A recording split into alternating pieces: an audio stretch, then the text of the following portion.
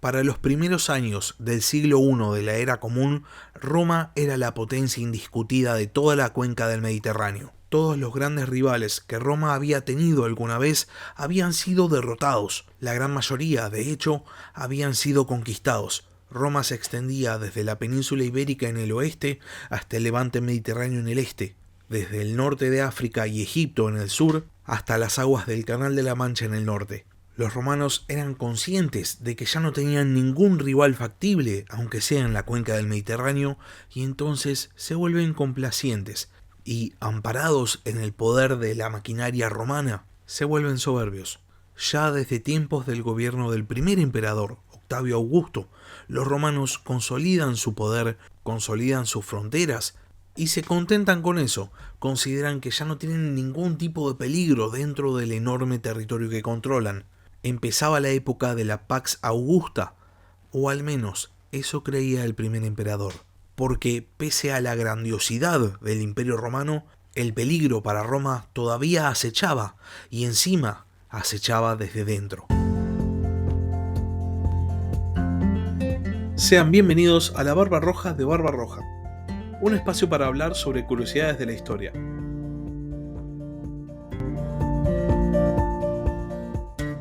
En los primeros años del siglo I de la Era Común, el Imperio Romano resuelve su primera gran crisis, la crisis de sucesión. ¿Quién iba a continuar con el legado político de Augusto? Y el elegido para el trabajo es el hijastro de Octavio, devenido hijo adoptivo, llamado Tiberio. Tiberio era uno de los mejores generales de su período. Junto con Agripa y Druso el Mayor, habían logrado extender el Imperio Romano hasta las fronteras que había fijado Augusto, y después de la muerte tanto de Agripa como de Druso el Mayor, solo había quedado él como el principal líder militar de todo el Imperio Romano. Y una vez que es confirmado como el heredero del poder político de Octavio, el primer emperador lo envía nuevamente a Germania, donde ya había realizado una excelentísima campaña para terminar con la extensión de la provincia hasta la frontera que Octavio Augusto deseaba para su imperio, es decir, hasta el río Elba. Tiberio, siguiendo las órdenes de su padre adoptivo, realiza una nueva campaña a Germania, y estaba yendo todo muy bien. Pero antes de que Tiberio termine con la conquista de la Germania Magna, se desata en Iliria en el año 6 una gran revuelta. El heredero imperial tiene que culminar su campaña antes de tiempo, y entonces firma un tratado de alianza con el principal rey germano, llamado Marbod, lo que le permitía asumir que toda la provincia se encontraba pacificada. Deja todo más o menos ordenadito y se va a combatir a los rebeldes ilirios. Octavio Augusto entonces se ve en la necesidad de nombrar a un reemplazo para Tiberio en Germania. La pregunta era, ¿qué tipo de hombre se necesitaba para el trabajo? ¿Se necesitaba nuevamente un militar de categoría? ¿O tal vez se necesitaba simplemente un político? Augusto, que consideraba que la provincia estaba pacificada, porque era lo que el propio Tiberio le había dicho, decide que no es necesario una nueva campaña militar en Germania. Lo que hay que hacer ahora es extender las romanitas, o sea, la forma de vida romana. Después de todo, la mayoría de las tribus germanas habían aceptado de buen grado el dominio romano y habían entablado alianzas, sobre todo con Druso y con Tiberio, a quienes consideraban militares muy capaces y por ende respetaban. Y por esto Augusto entiende que el hombre necesario para administrar la nueva provincia romana no tiene que ser un militar, sino que tiene que ser un burócrata, un político, y nombra a Publio Quintilio Varo. Un hombre cuyo nombre sin duda ha llegado hasta nuestros días. Pero, ¿quién era Varo? Bueno, Varo era justamente quien les mencionaba antes, un político experimentado. Era hijo de Sexto Quintilio, uno de los republicanos que había luchado contra la facción cesariana en la guerra civil, pero siendo que había apoyado a Augusto desde muy temprano, el emperador le había concedido su favor, y ya en el 13 a.C. había sido cónsul junto nada más y nada menos que a Tiberio. Ahora bien, Varo no tenía demasiada experiencia en la administración provincial, solo había administrado Siria, y parece que no le había ido muy bien con esto, porque las crónicas nos dicen que llega pobre a una provincia rica y se va rico de una provincia pobre. Pero bueno, tal vez piensen que al menos tenía algún tipo de cualidad militar o algún tipo de experiencia. Y no, lo cierto es que Varo simplemente había tenido una participación militar cuando se le había encargado sofocar una rebelión judía después de la muerte de Herodes el Grande. A esto se le sumaba un paso de un año como procónsul en África y después ya está. No tenía ninguna otra experiencia ni ninguna otra cualidad. Pero posiblemente por su cercanía con el círculo del emperador y ya que Germania se consideraba totalmente pacificada, Augusto decide nombrarlo como nuevo propretor de la provincia de Germania Magna en el año 9, a donde lo envía acompañado por un joven germano educado en la cultura romana llamado Arminio, a quien Varo iba a poner al mando de su tribu, los queruscos, donde iba a ejercer como rey cliente de Roma. Ahora bien, los que conozcan la historia que estamos a punto de ver en el podcast conocerán muy bien el nombre de Arminio, porque va a ser protagonista de una de las más grandes debacles de la historia romana. Pero la pregunta es ¿por qué? ¿No lo había elegido específicamente el emperador para que fuese un rey cliente en nombre del gobierno romano? ¿Cómo llega Arminio a transformarse en el líder germano que termina derrotando a los romanos? Para responder esta pregunta, primero hay que hablar un poco sobre la historia de Arminio, de dónde venía, por qué había sido educado por Roma y qué es lo que había aprendido, porque esto es lo verdaderamente interesante. Bueno, la cuestión es que Arminio había nacido aproximadamente entre el 17 y el 16 a.C., como hijo del líder de los queruscos, una tribu germana aliada de Roma, llamado Segimero. Segimero había sido uno de estos tantos líderes germanos que habían preferido aliarse con Roma o someterse pacíficamente al dominio romano antes que tener que luchar. Y entonces, como método de afianzar esta alianza, los romanos se habían llevado a Arminio a la capital imperial para educarlo, como pasaba con tantos otros hijos de reyes clientes. La idea era que estos rehenes, porque era básicamente lo que eran, se educaran en la cultura y en las costumbres romanas y volvieran a sus respectivos pueblos como unos ciudadanos romanos más, con el fin de generar un puente entre Roma y estos pueblos que habían sido no conquistados, sino, digamos, absorbidos de alguna manera. Arminio es efectivamente educado en la cultura romana y después recibe la propia ciudadanía romana e inclusive va a luchar para Roma, comandando tropas auxiliares en guerras en los Balcanes. Cuando Varo es nombrado como nuevo gobernante de la Germania Magna, Augusto le dice que también lleve a Arminio para que se haga cargo del gobierno de su tribu en calidad de rey cliente. Varo y Arminio efectivamente viajan a Germania y parece que en el trayecto entablan una muy buena amistad. Sin embargo, al poco tiempo de llegar, Arminio empieza a organizar una revuelta contra el dominio romano y la pregunta es ¿por qué? ¿No había sido Arminio educado en la cultura romana? ¿No había sido designado como futuro rey cliente en nombre del emperador? ¿Qué es lo que lo lleva a rebelarse? Acá hay dos hipótesis y las dos posiblemente son válidas. La primera es que al poco tiempo de llegar, Arminio contempla cómo Varo maltrata a los germanos. Parece ser que el nuevo gobernador de Germania pretendía comandar la provincia con puño de hierro, y esto habría disgustado profundamente a Arminio al punto de que empieza a organizar una rebelión. Ahora bien, también hay otra hipótesis, que consiste básicamente en que Arminio, ya cuando estaba viajando a Germania, ya tenía la idea de organizar una revuelta contra el dominio de Roma, porque pretendía gobernar no como un rey cliente, sino como un rey de todos los germanos en pleno derecho. Sea como fuere, de fondo hay otra cuestión.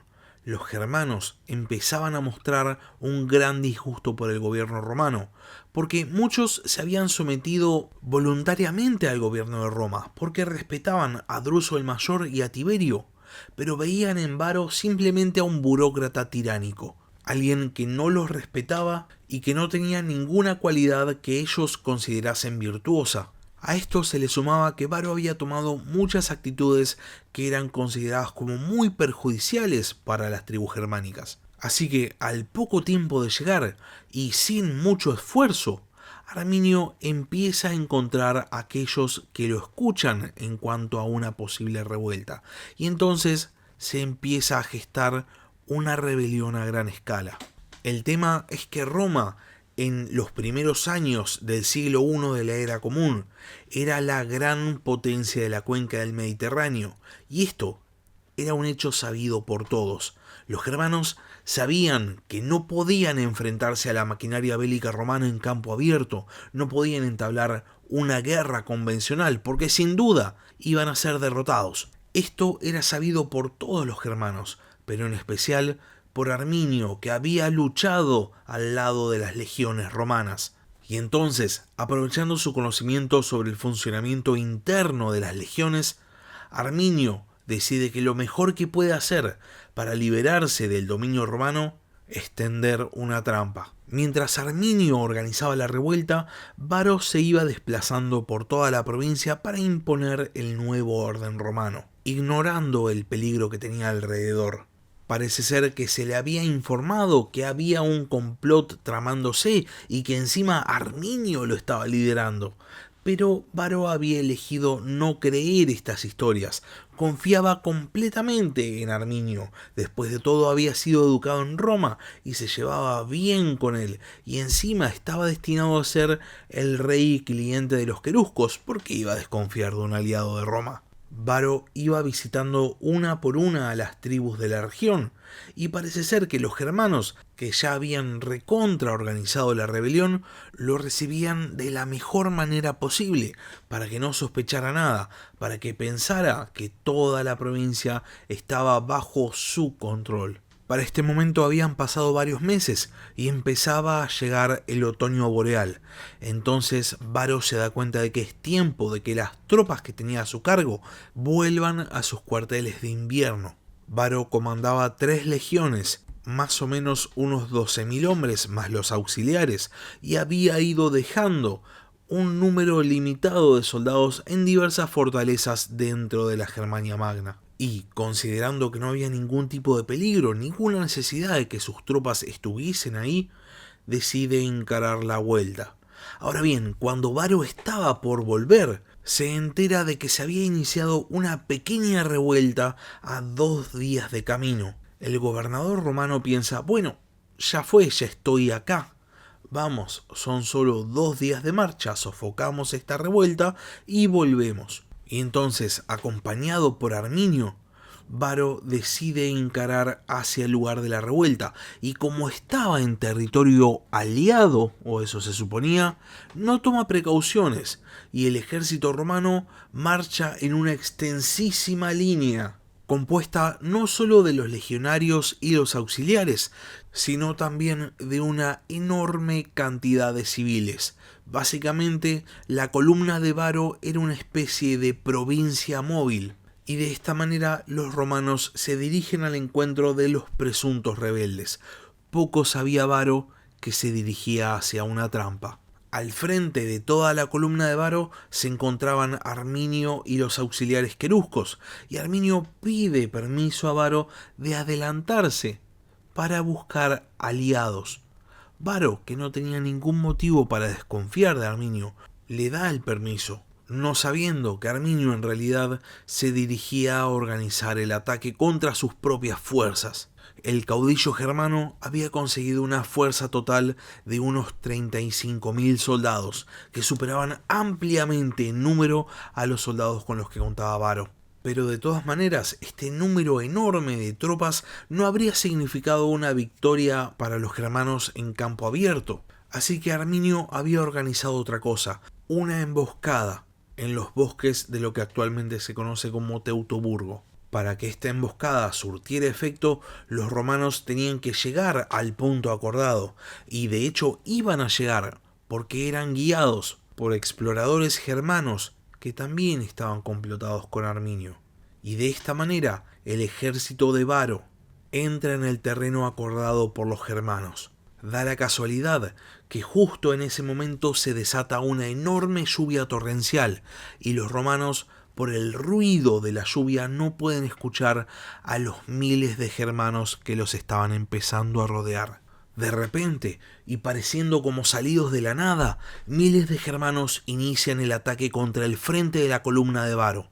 Varo ordena que se envíen refuerzos, pero el ejército romano, que estaba en inferioridad numérica, estaba en un territorio que se había convertido en un lodazal y encima estaba rodeado de civiles, no puede ordenarse y las bajas son enormes. Sin embargo, pese a que la derrota parecía total, los romanos logran abrirse paso y llegan hasta un claro en el bosque donde montan un campamento para protegerse primero de la lluvia y segundo de los germanos. Esa noche, la noche del 9 de septiembre del año 9, Varo organiza una reunión con sus principales oficiales para discutir qué hacer. Se decide mantener una postura defensiva porque sabían que Arminio iba a volver con refuerzos, y una vez que la situación se tranquiliza, Varo empieza a despachar jinetes con la expresa misión de encontrar a Arminio. El tema es que obviamente había sido Arminio el que había organizado el ataque, así que nunca iba a llegar. Como ninguno de los jinetes logra dar con Arminio, Varo entiende por fin que fue traicionado. Y entonces se da cuenta de que la situación es totalmente desesperada. No hay nadie que vaya a llegar a rescatarlos. Tienen que salir ellos, tienen que romper el cerco de los germanos. Se ordena que se dé armas inclusive hasta a los civiles y al día siguiente los romanos se disponen a abandonar el campamento. En la madrugada del 10 de septiembre del año 9, el ejército romano abandona su campamento. Atrás quedaban todos los objetos que pudiesen obstaculizar la marcha y también todos los heridos, dejados a su suerte para que el ejército no se retrasara. La marcha, de todas maneras, se hace lenta porque había que agrandar el sendero por el que habían llegado, y esto da tiempo a los germanos para hostigar al ejército de Roma. Mientras tanto, Arminio llega por fin al campamento romano, pero no para ayudar a Varo, sino para masacrar a todos los heridos que habían sido dejados atrás. La principal fuerza germana, mientras tanto, se seguía dedicando al hostigamiento, pero se negaban a entablar un combate directo con los romanos. Finalmente, a la tarde del 10 de septiembre, los romanos llegan hasta un claro y forman, y en el momento en que entran en formación, los germanos se retiran.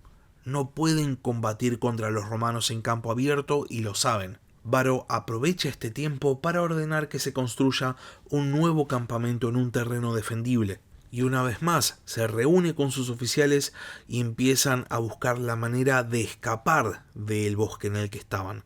Había 3 caminos, 3 opciones, uno que iba hacia el sur, uno que iba hacia el oeste y el otro que iba hacia el norte. El camino hacia el oeste implicaba adentrarse en el bosque. El camino que iba hacia el sur era de terreno abierto, pero se dirigía a las montañas. Y el camino del norte era un trayecto boscoso, pero después se abría. El problema era que se alejaba de todas las bases romanas, o sea que se perdía toda posibilidad de pedir refuerzos. Varo elige esta opción, y entonces, al día siguiente, el 11 de septiembre del año 9, el ejército romano efectúa una nueva salida, esta vez divididos en varios grupos, para intentar que al menos llegue uno. Ahora bien, los germanos no habían perdido el tiempo, y mientras los romanos estaban en su campamento, habían bloqueado los caminos que iban hacia el norte y hacia el sur, porque pretendían que los romanos volviesen al bosque donde eran vulnerables. Los romanos para este punto estaban en una situación desesperada. Estaban rodeados totalmente por los germanos y la única ruta que les garantizaba algo de seguridad estaba bloqueada. El ejército de Varo entonces realiza la salida del campamento y levanta el bloqueo del norte, y entonces las fuerzas romanas se dividen. El primer grupo encara hacia el norte y se encuentra con una bifurcación de caminos. Por un lado, el camino entraba nuevamente al bosque y por el otro, el camino conducía a una empalizada germana que los romanos iban a tener que asaltar y se produce un enfrentamiento. Al mismo tiempo, el segundo grupo era rodeado por los queruscos de Herminio y ya para este punto no tienen escapatoria. Para evitar caer en manos de los germanos, los romanos, entre ellos Varo, se suicidan. Varo va a ser rápidamente enterrado en el lugar. Sin embargo, los germanos después lo van a desenterrar y van a decapitar su cadáver. Los legionarios restantes, conformando un tercer grupo, intentan negociar con los germanos, pero son masacrados. Y finalmente, el primer grupo, el que estaba luchando en la empalizada, es rodeado y también es totalmente destruido. Para que Roma supiese lo que había pasado, los germanos envían la cabeza de Varo al rey Marbod, que la envía a su vez a Augusto. Para el primer emperador, esta es una derrota humillante, porque él era el comandante en jefe de todas las legiones, y de la misma manera que todas las victorias eran atribuidas a su persona, todas las derrotas también eran su culpa. Se cuenta que durante meses Augusto no se afeita ni se corta el pelo, y también se cuenta que de repente empezaba a golpear las paredes y gritaba: «Varo, devolveme mis legiones». El primer emperador da por perdida a la Germania Magna y retrocede la frontera hasta el río Rin, marcando por ahora el fin de la expansión imperial en Europa. Sin embargo, más allá de su victoria, los germanos no van a salir bien parados. Ya al año siguiente hay una expedición de Tiberio que intenta entablar batalla para castigar a todos los germanos. Los germanos sabían que no podían derrotar a Roma en campo abierto y entonces se retiran. Y Tiberio incendia una enorme cantidad de poblados. Y esto es importante destacarlo. Más allá de que Varo hubiese sido totalmente derrotado, Roma no había sido derrotada. Y más allá de que Augusto hubiese resignado el dominio sobre la Germania Magna, esto no significaba que los germanos se iban a escapar sin su castigo. Pero eso es historia para otro capítulo. Hasta acá llega el capítulo de esta semana. Si quieren seguir con la historia de los primeros años del Imperio Romano, no se olviden de suscribirse al canal, tanto en Spotify como en YouTube. Y si tienen algo para decir, algo para comentar o simplemente quieren participar, pueden escribir un comentario en la caja de comentarios de YouTube o también pueden mandarme un mail al mail del podcast, labarbarrojadebarbarroja@gmail.com. Por último, si tienen ganas de apoyar al podcast, pueden hacerlo convirtiéndose en miembros del canal en YouTube o mediante Patreon. Les dejo el link en la descripción del capítulo. Desde ya, muchas gracias por haber escuchado y hasta la próxima. Gracias por escuchar La Barba Roja de Barbarroja. Si tenés algún comentario, si tenés alguna pregunta o simplemente tenés algo para decir, podés escribir un comentario en YouTube o bien podés mandar un mail a labarbarrojadebarbarroja@gmail.com. Hasta la próxima.